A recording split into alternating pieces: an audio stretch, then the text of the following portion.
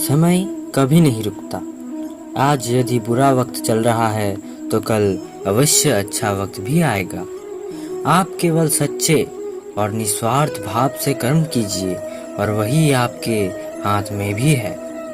खुशी मन की एक स्थिति है जिसका बाहरी दुनिया से कोई लेना देना नहीं है। ज्यादा हंसने और बोलने वाला व्यक्ति अगर चुप हो जाए तो मान लेना कि वो भीतर से टूट चुका है। क्षमा और दया मनुष्य के अनमोल गुण है। कर्म का फल व्यक्ति को उसी तरह ढूंढ लेता है जैसे कोई बछड़ा सैकड़ों गायों के बीच अपनी मां को ढूंढ लेता है। प्रेम और आस्था दोनों पर किसी का जोर नहीं। ये मन जहां लग जाए वहीं ईश्वर नजर आता है। जिंदगी में दो चीज बहुत महत्वपूर्ण है, पहला वक्त और दूसरा प्यार। वक्त किसी को नहीं होता और प्यार हर किसी से नहीं होता। जीवन में आधे दुख इस वजह से आते हैं क्योंकि हमने उनसे आशाएं रखी जिनसे हमें नहीं रखनी चाहिए थी। सभी को सुख देने की क्षमता भले ही हमारे हाथ में ना हो, किंतु किसी को दुख ना पहुंचे ये तो हमारे हाथ में ही है। श्री कृष्ण कहते हैं, कल के लिए सबसे अच्छी तैयारी यही है कि आज अच्छा करो। खाली हाथ आए खाली हाथ वापस चले जाओगे। आज तुम्हारा है, कल किसी और का था, परसों किसी और का होगा। तुम जिसे अपना समझकर मगन हो रहे हो, बस यही प्रसन्नता तुम्हारे दुखों का कारण है।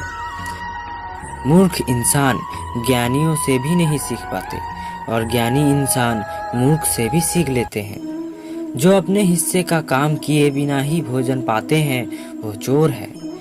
घड़ी ठीक करने वाले तो बहुत है, मगर समय तो मेरा मुरली वाला ही ठीक कर सकता है। कृष्ण भगवान कहते हैं, मैं विधाता होकर भी विधि के विधान को नहीं टाल सका।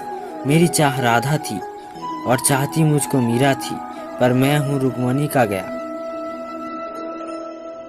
सबसे इस तरह का व्यवहार करो कि अगर कोई आपके बारे में बुरा भी कहे तो कोई उस पर विश्वास ना करे। हम ना बोले फिर भी वो सुन लेता है, इसलिए उसका नाम परमात्मा है। वो ना बोले फिर भी हमें सुनाई दे, उसी का नाम श्रद्धा है। संबंध उसी आत्मा से जुड़ता है जिनका हमसे पिछले जन्मों का कोई रिश्ता होता है, वरना दुनिया के इस भीड़ में कौन किसको जानता है। फल की अभिलाषा छोड़कर कर्म करने वाला पुरुष ही अपने जीवन को सफल बनाता है। जीवन में अहंकार भी आवश्यक है जब बातें अधिकार, चरित्र और सम्मान की हो। श्री कृष्ण कहते हैं, जो होता है अच्छे के लिए होता है। कभी कभी विपरीत परिस्थितियां हमारी वर्तमान स्थितियों को अच्छा करने के लिए आते हैं।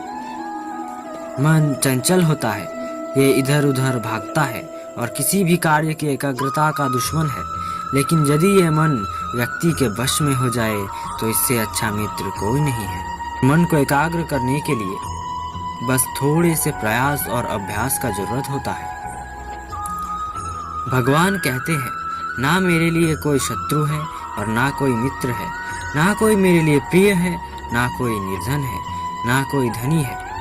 जो जो मुझे भक्ति भाव के साथ याद करते हैं मैं उनका हूँ और वो मेरे हैं। श्री कृष्ण कहते हैं, वो किसी के भाग्य के निर्माता नहीं है, व्यक्ति खुद ही अपना भाग्य लिखते हैं। आप जैसे बीज बोएंगे आप वैसे ही फसल काटेंगे। आप जैसे कर्म करेंगे आपको वैसे ही परिणाम मिलेंगे। यदि विद्यार्थी मन लगाकर पढ़ाई करेंगे तो परीक्षा में सफल होंगे। इसलिए हर व्यक्ति का भाग्य तभी बदलेगा जब वो अपना कर्म करेगा। भ्रम और संदेह से परे जब भगवान आपसे प्यार करते हैं तो आप हर चीज से प्यार करते हैं। श्री कृष्ण कहते हैं, कभी किसी किसान को खेत में खेती करते देखा है? वो खेतों को सींचता है, जोतता है, पशु पक्षियों से फसल की रक्षा करता है। परंतु एक बात का वो किसान विशेष ध्यान रखता है कि खेत में कहीं खरपतवार ना उग जाए, क्योंकि एक खरपतवार खेत की फसल को नष्ट कर सकता है।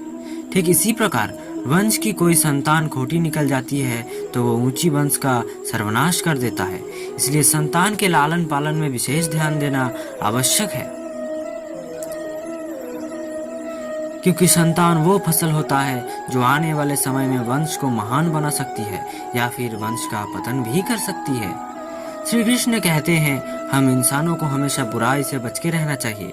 अगर कोई बुरा कर्म करता है तो वो कर्म फल आपको इसी जीवन में भोगना पड़ता है। जिस प्रकार बछड़ा झुंड में से अपनी माँ को पहचान लेता है, वैसे ही कर्म के फल आपको हजारों की भीड़ में भी पहचान लेता है।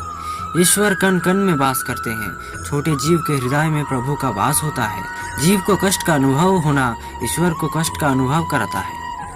अर्थात किसी जीव को कष्ट देकर आप अपने ईश्वर को खुश कैसे देख सकते हैं।